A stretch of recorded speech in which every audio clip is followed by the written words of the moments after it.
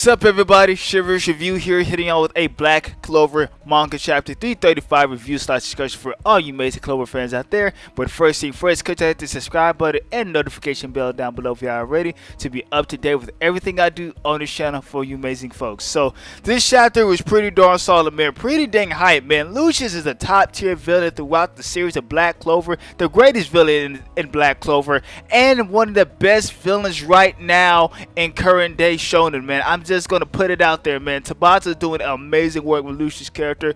I love his exposition, his dialogue, his facial mannerism, his plan to bring peace upon the world and everything. I'm loving every second of Lucius on the screen time. He's clearly the MVP of Black Clover since Black Clover returned from hiatus. So let's get into the beginning part of this chapter where we see Lucius and Sister Lily floating in the sky with angelic like wings as they stare down on Asta. Look like he is knocking on death's door right now because he's bleeding out his mouth and he got a nasty cut from his shoulder to the other side of his torso, and you see him saying, "Not yet, I'm not done yet." Then Lucius responds saying, "Don't be so stubborn. You no longer have the strength to move and only a few minutes left to live." And this is the first time we ever seen in Black Clover that Asa gets knocked out and he really can't just get back up like he usually do. He got up when he got beat down by Veto. He got up when he got beat down by Dante. He definitely got beat down by got up when he got beat down by Lucifera, and that's when he looked like he really was about to die. That's really looked like when he was at his worst, and he still got up for that. And now this time he ain't getting up, man. Lucius making sure that man ain't moving, and hey, I applaud him, man. It's good to see Asa getting put in positions that he never been in before. This is the uncommon territory for Asa to be in.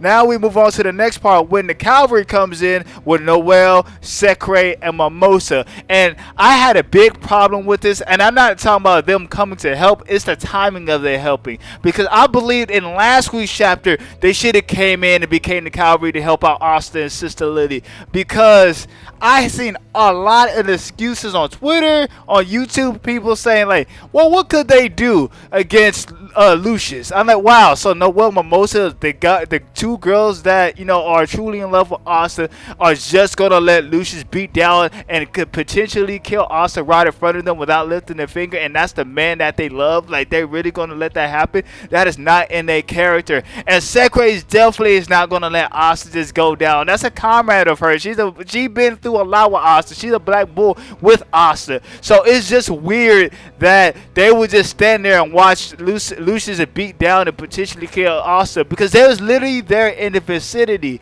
It's like they was there when Asta confessed to Sister Lily. They was there when Lucius walked up to Asta. They was there when Lucius was fighting Asta in last week's chapter. Why didn't y'all come help him? I don't care if they got washed or beat down and Asta's still in the same predicament that he is right now. At least they went out and tried to help the man when he needed help. It's not like Asta said, I'm gonna fight this man one-on-one. Nobody help. This is the guy you need to jump. You need to jump, Lucius. I don't care if Asta got Devil Union or anti-magic. This man, Lucius, need to be jumped. This man is a problem. So that was one of my big gripes about that. But at least they're coming in now trying to save Asa. And plus you got the god tier healer like Mimosa that right there, and you know how great she is at healing, so maybe she can bring Asa back from almost dying to at least back to being stable where he can move and get up. So we see Noelle shoots a Sea Dragon Roy spell at Lucius and Sister Lily, and Sister Lily blew my mind with this. She uses Beelzebub's spatial magic to stop and destroy Noelle's Sea Dragon's Roy spell, and I lost my mind. I was like, what? Wait a minute, when did she could do that? I thought she had water magic, only had water magic. What's going on? You know what I'm saying? I was freaking out, but this is when Lucius basically broke down everything that was going on. He said that was Beelzebub's power. I incarnated and purified the devil using my soul magic. I took control of the remaining supreme devils in the underworld as well as the ones in the lower levels. So basically, Lucius went down in the underworld and ran the gauntlet with all the supreme rank devils and won and took their abilities, and like now he's just passing on to the people he calling paladins, his warriors of peace, basically. And Another gripe with me in this chapter was this. I'm just like, yo, Tabata, stop telling and not showing. We want to see Lucious go down in the underworld and run the gauntlet. That would have made him more badass. It's like, you know what? They ain't ready for Lucious. You know why? Because we just saw Lucious went down to the underworld, kidnapped Lucifario. But while he was doing that, he was bodying other supreme rank devils. He was smoking the devil pack. Crazy, and he lived to tell the tale, and we would have loved to see that happen, man. I hate when people make excuses. Well, they're gonna just put that in anime. The anime ain't here yet, and we don't even know the anime even coming back. Cross our fingers. Hopefully, it does come back. But why do the manga readers have to just always get the tell and don't show treatment? We need to see what's going on, man. Definitely when there's hype moments like this, high exposition like this, saying Lucifer went to the underworld and basically ran the gauntlet and came back alive and won and took all the abilities and giving out to his paladin warriors, crazy. So next part of his breakdown, he's saying using the devil's humanity will ascend to new higher life forms with high invincible bodies and boundless wisdom, and she shall be the first of her kind, the paladins. They shall be referred to as such as they fight on the behalf of the world. So basically, this is his warriors of peace right here, the paladins. And Sister Lily is the first one, and she looked pretty good with it. I love the whole paladin look with her, man. I love how Tabata's bringing all these new concepts in and just like, yo, Lucious is that dog. He got his army, and now everybody better watch out. So this is when Lucious basically say, and then I shall rule over this world, not just Wizard King. Doesn't compare to this. Rather, I shall be known as the greatest Wizard King. And you see, also looking up, I'm like, this mother effer. I was just like, dang, man. Lucius out here flexing, man. 10 toes down deep in the water, bro. This man is flexing. It's like, yo, I am the greatest Wizard King ever, man. Like, I am doing it. I'm doing stuff what the other Wizard Kings can't do. I'm bringing true peace to this world, and there's not a dang thing y'all can do about it. And I'm like, yo, hey, keep speaking, man, keep flexing. I ain't mad at you. You know what I'm saying? I love Lucius' character. So this is when Mimosa and Secre try to get Asta, because Mimosa's trying to heal Asta, and this was Sister Lily basically used the spatial magic to trap Noelle, Mimosa, and Secre in it, and it called spatial magic Sacred Mono Dimension. Then Noelle's like, yo, my magic is unraveling, and that's how strong that spatial magic is, because Sister Lily says it's a case where space is severed.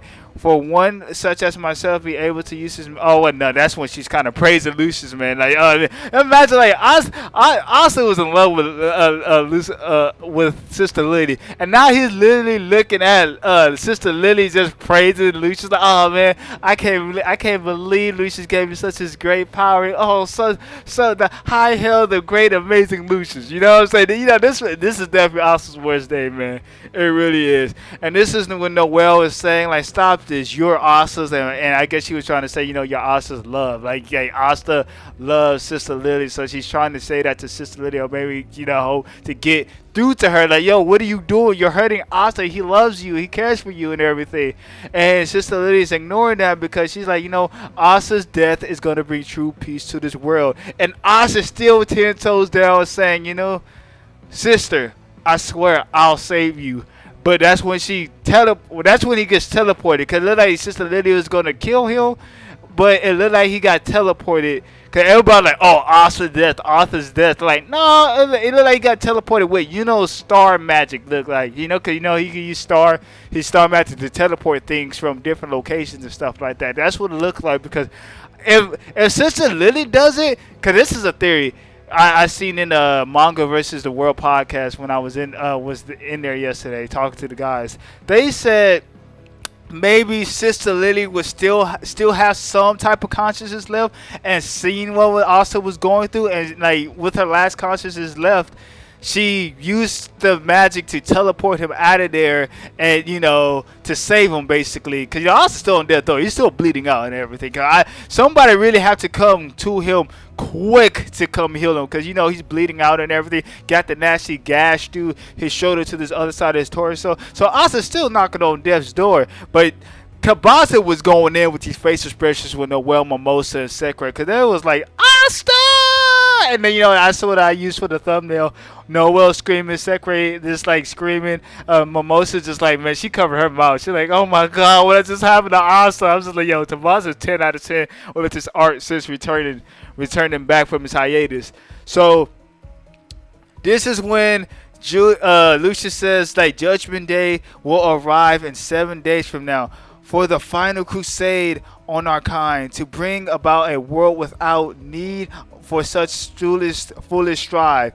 I already know how this is going to turn out my vision, but you're still going to fight me, aren't you? I've foreseen that too. Isn't that right, ladies and gentlemen? So he was referring to the captains and stuff. I'm like, yo, now y'all here, but you know, I give them more of a pass because they was in a different location right there, and the fight was going pretty quick. So I give the captains an excuse why they didn't arrive just on time and everything. Because y'all probably just, since this kid, like, yo, we got to go. Something going on. We got to go to the location.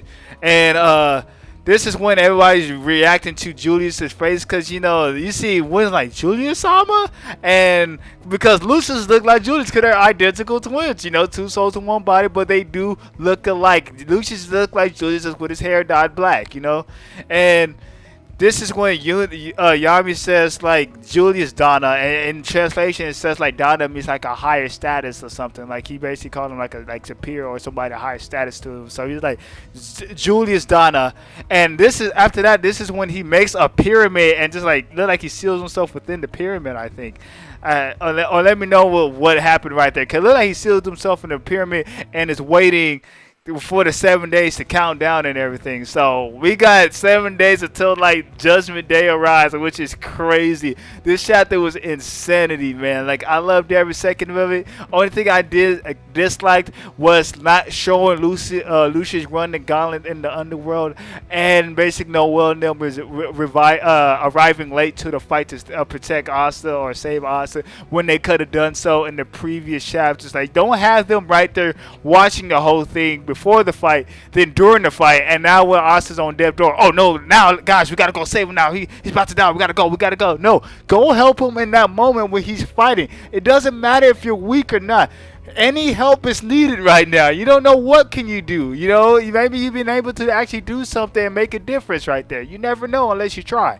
So that's pretty much it for my thoughts on the chapter. I give it like an 8 out of 10 and everything. I would have gave it 10 out of 10, but those two things, the whole Noelle Calvary arriving late and the whole not showing Lucius run the gauntlet with the devils, like I had to take 2 points away from the chapter. But it's a solid 8 out of 10, man. I love the chapter from start to finish, but that's pretty much it. Let me know what you think about the chapter down below in the comment section. Did you love it? Did you hate it? What was your favorite part and what was the least favorite part of the chapter? Let me know in the comment section down below, and I'll try to get right back to you as quick as possible, and so we can get a dialogue going through the comment sections. So, and also after the video, go check the description section as always, because I have the social media link to the Twitter artist / colorist who did the amazing colorings of Noelle, Secre, and Mimosa, and I'm probably going to have their picture right here on the screen as well, their little Twitter page on the well, so you can see what their page look like right there and see what they're working with from there.